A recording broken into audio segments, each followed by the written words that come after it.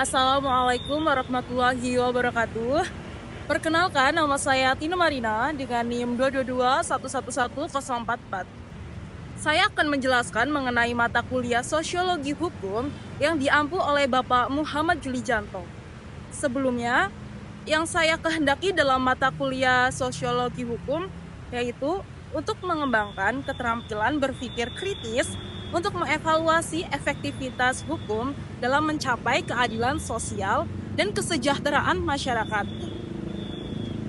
Pelajaran yang dapat saya simpulkan dalam mata kuliah ini yaitu bahwa sosiologi hukum itu merupakan ilmu pengetahuan yang secara analitis dan empiris itu mempelajari hubungan timbal balik. Objek yang dikaji sosiologi hukum itu juga ada dua, yaitu yang pertama itu ada objek material, yaitu mengenai kehidupan sosial, gejala, dan proses hubungan manusia yang mempengaruhi kesatuan hidup masyarakat itu sendiri. Kemudian, yang kedua, ada objek formal. Objek formal itu yang berisi tentang bagaimana cara manusia itu berinteraksi dalam masyarakatnya. Kemudian sosiologi berdasarkan yuridis empiris, yaitu diperoleh langsung dari objeknya ataupun secara nyata. Sedangkan yuridis normatif itu aturan hukum boleh atau tidak boleh dilakukan. Artinya itu berdasarkan aturan atau hukum material. Untuk materi masa pemikiran hukum atau positivisme, bahwa dalam positivisme itu tidak mengenal spekulasi, semuanya itu berdasarkan data empiris. Aliran ini juga menyatakan bahwa ilmu-ilmu alam ataupun empiris itu sebagai sumber pengetahuan yang benar dari suatu metafisik. Aliran ini menolak keras gagasan yang tidak dibuktikan secara ilmiah atau fanatik dan mitos. Dalam hal ini itu dipelopori oleh tokoh Auguste Comte. Dia itu berpendapat bahwa cara pandang dunia itu berdasarkan sains. Berdasarkan materi sosiologikal jurisprudensi, hal ini tuh berbanding terbalik dengan positivisme. Ini mempelajari mengenai hubungan timbal balik antara hukum dan masyarakat.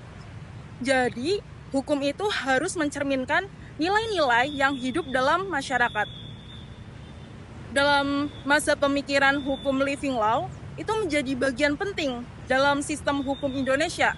Meskipun hukum formal terus berkembang, artinya itu dalam hukum adat itu contoh konkretnya dari bagaimana hukum yang hidup di masyarakat itu beroperasi secara paralel dengan sistem hukum formal. Pada bab pemikiran Emile Durkheim, Ibnu Khaldun itu ada tiga tingkatan masyarakat. Yang pertama itu ada primitif.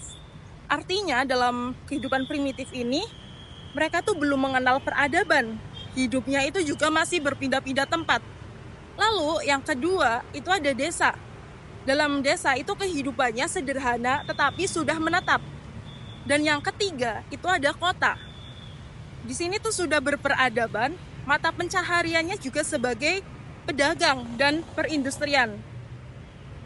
Pada efektivitas hukum ada faktor yang mempengaruhinya. Yang pertama itu ada kaidah hukum. Kaidah hukum juga harus memenuhi rasa keadilan.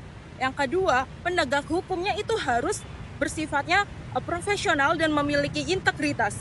Lalu yang ketiga itu sarana prasarana yang bisa dimanfaatkan dan juga berfungsi. Keempat itu ada kesadaran hukum masyarakatnya, artinya itu sumber daya manusianya harus baik. Kemudian ada beberapa metode sosiologi.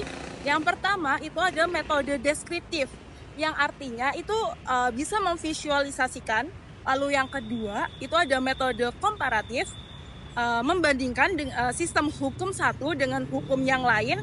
Yang ketiga ada metode eksperimental. Di sini tuh menggunakan pengujian. Lalu yang keempat itu ada metode eksplanatori. Yang kelima ada metode historis komparatif. Yang keenam ada metode fungsionalisme. Di sini dengan menggunakan fungsi atau peran dalam masyarakat. Yang ketujuh ada metode studi kasus. Dan yang kedelapan itu ada metode survei.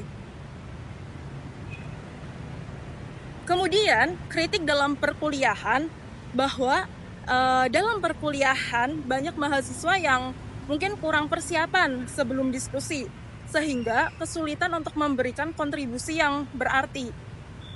Sarannya bahwa mahasiswa itu perlu menyusun jadwal belajar terlebih dahulu yang teratur dan disiplin. Sisihkan waktu untuk membaca materi itu sebelum perkuliahan dimulai, biar diskusi dalam kelas itu aktif.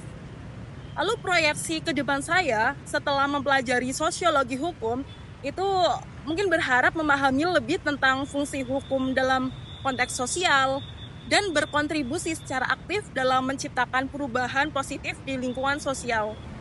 Sekian video dari saya, semoga bermanfaat. Wassalamualaikum warahmatullahi wabarakatuh. Bye-bye.